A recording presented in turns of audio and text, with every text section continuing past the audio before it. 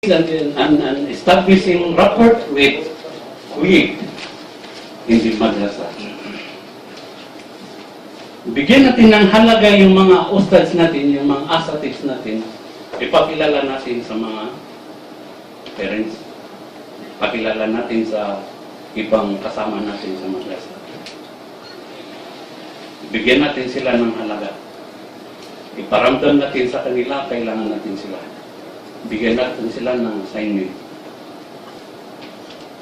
Bigyan natin sila ng tupak sa madrasa para ma-feel nila na kailangan ako nito.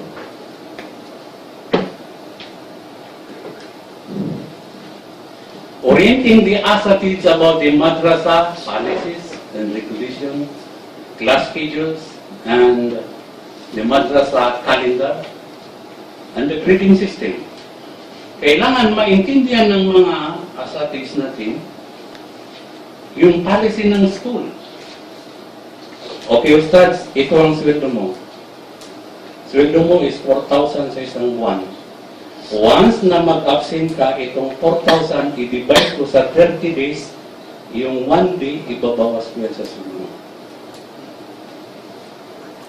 Policy ng school. Mahalaga yung policy, yung patakaran. Ang Islam, kung walang Sharia, pangit.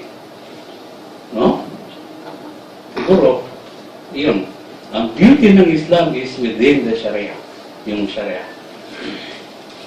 Magsambayan ka na walang patakaran, invalid yung sambayan. So, nandyan yung Sharia. So, policy sa madrasa, kailangan alam ng ustads. Ustad, ganito tayo.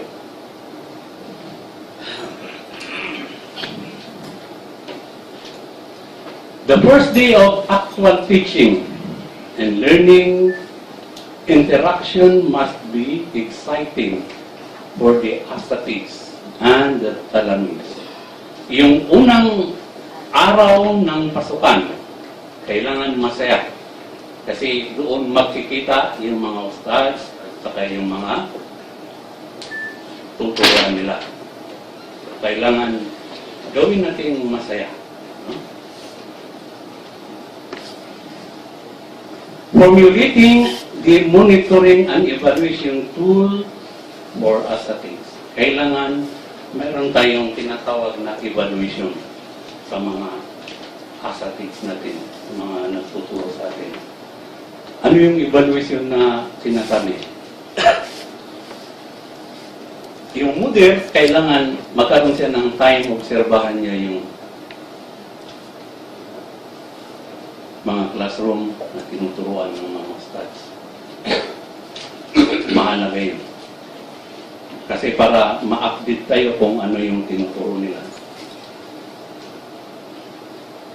Pag hindi natin ginawa ito, maapektuhan yung quality. Halimbawa, doon sa akin, may nakiusap na kamag-anak. Sabi niya, Ustad, paturuin mo si ganito. Kasi kamag-anak natin yan. Ganito, ganyan. Pero kilala ko na yung tao. Sabi ko, pwede ko siyang tulungan sa ibang bagay. Huwag lang sa madrasa. Bakit? Kasi pag tinulungan ko siyang makapasok sa madrasa, ang nasacrifice ko is yung learning ng mga bata. Siguro alam niya kung anong ibig sabihin. Tutulungan ko siya sa isang bagay pero huwag sa madrasa. Bakit? Kasi pag nilagay ko siya sa madrasa, tinulungan ko siya, ang sakripisyo nun is yung learning ng mga bata. So yan ang mentality natin, kung minsan tradisyon natin, tulungan natin ito yung kasi kamag-anak natin yan. Kamag-anak natin yan. Pero hindi siya, ibig sabihin, very poor ang performance sa madrasa. So ano yung affected? Na-sacrifice mo yung learning ng mga bata.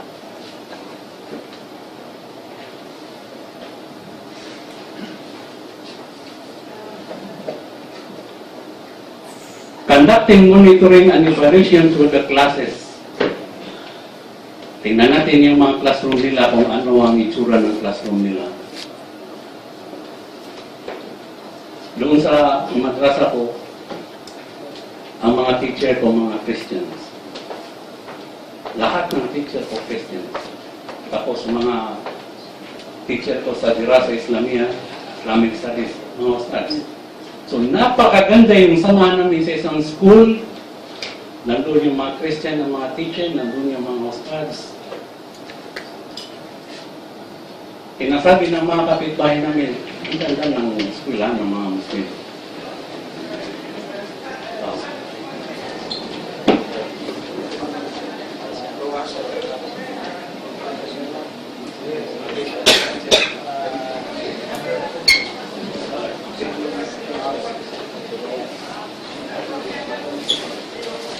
So mahalaga ito sapagkat yung madrasa natin, hindi lang basta madrasa. Ang madrasa natin is tinatawag na peace building. Paano natin magawa na yung madrasa natin ay lugar na kung saan hindi lang mga Muslim, kundi pati yung non-Muslim ay mapayapa silang nagsasama sa madrasa. So peace building yung madrasa natin. Kinakailangan yun.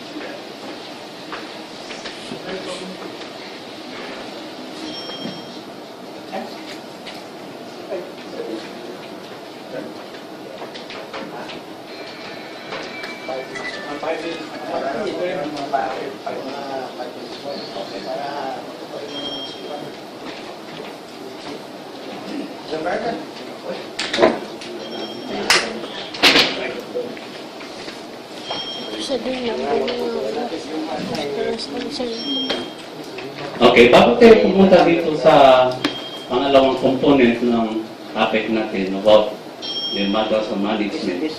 Yung sa pag-organize natin, baka mayroon kayong gustong klaruhin, no? Na bago tayo maglipat dito, inshallah. Baka meron kayong nais na klaruhin dun sa na explain natin tungkol sa organizing the madrasa. Inshallah, bibigyan natin ng time. Yes, sir. Ang tanong, kasi nabanggit mo madrasa ko, ikaw lang mag-isa sa amin, ginagawa, sanang mabuti. Yung may kasama, board of directors, lagi sa managing sa operation sa maintenance of the madrasa. Pwede community. Nag-isama na, pwede community. At saka mayroong mga board of directors na hindi kasama ang community. Okay. Which is leader.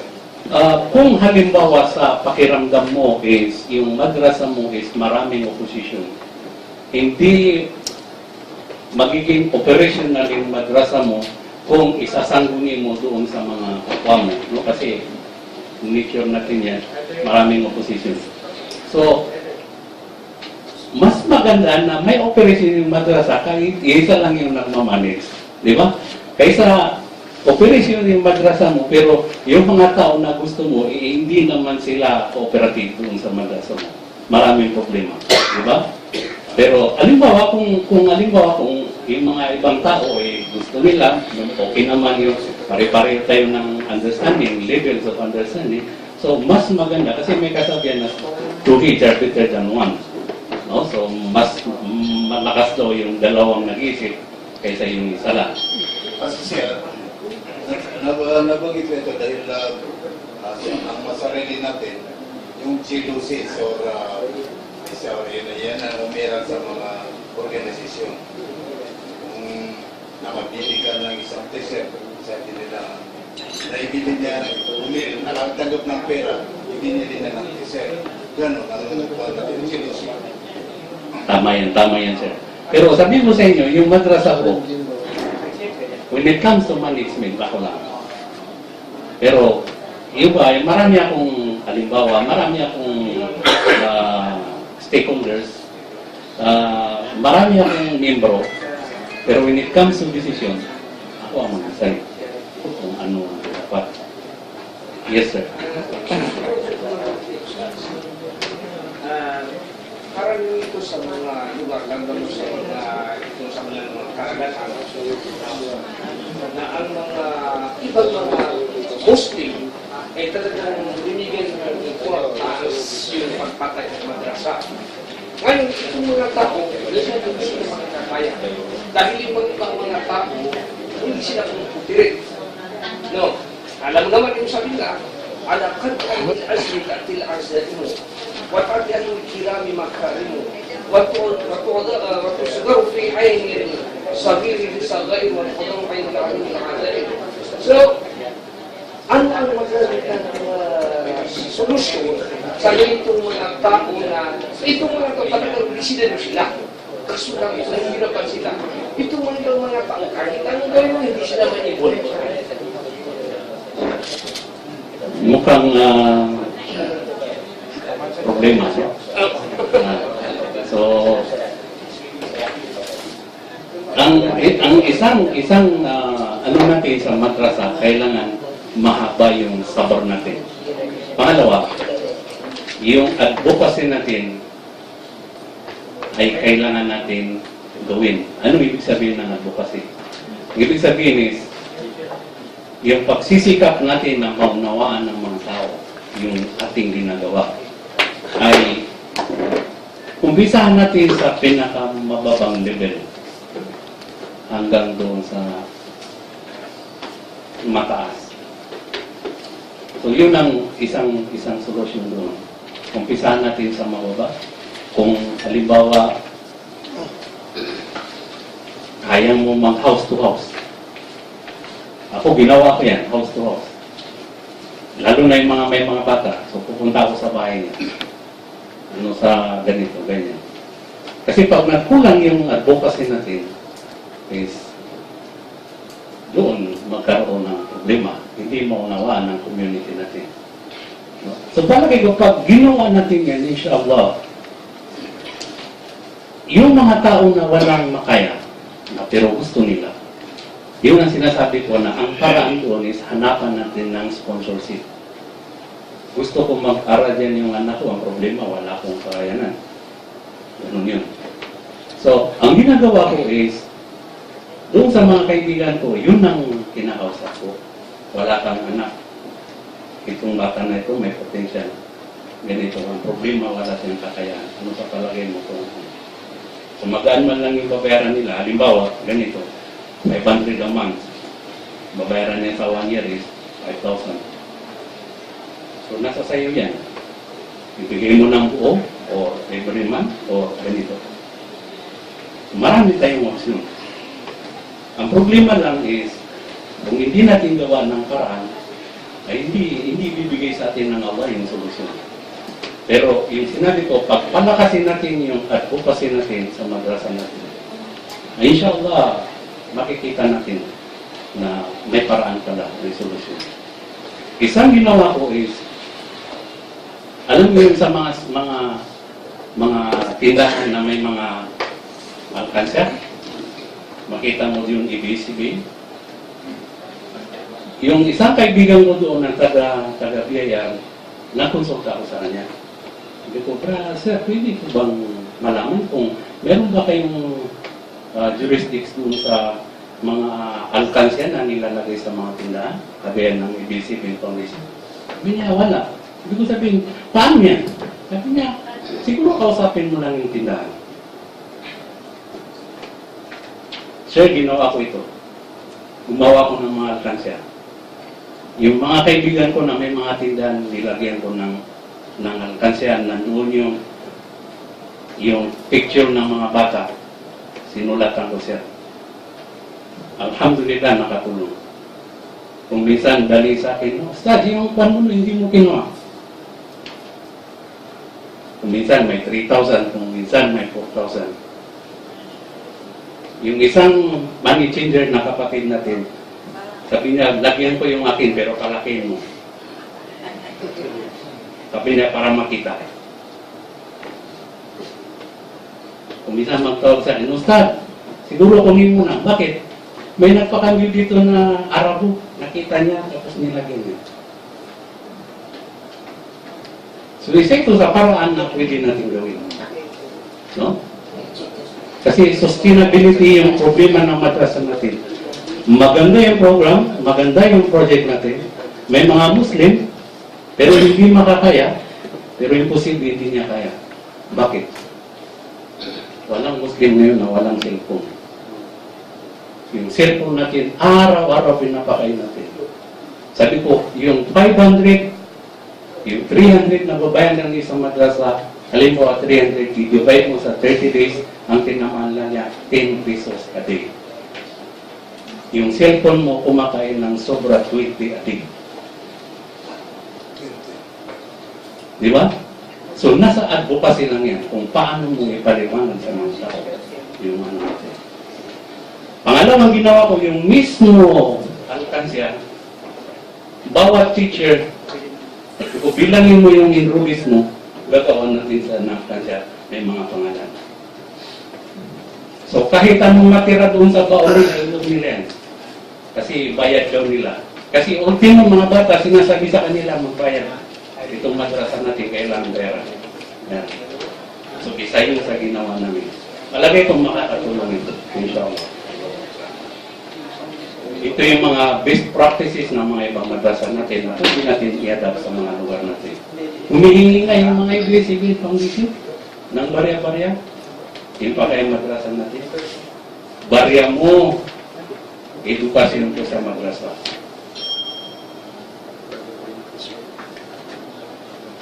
Okay? Thank you. Shukran. So,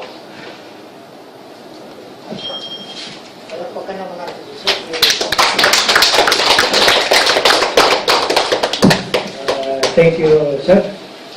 Pangsamantala siguro, matigil natin yung open forum kasi pupunta tayo sa next speaker. Pero meron tayong meeting after dinner. Pagkatapos ng natin mag-dinner, sa bahay masulit. Meron tayong panggabing session. Pwede natin banggitin doon yung mga tanong natin. Alam niyo, napakahalaga itong usapan natin ngayon kasi paano magtayo ng madrasa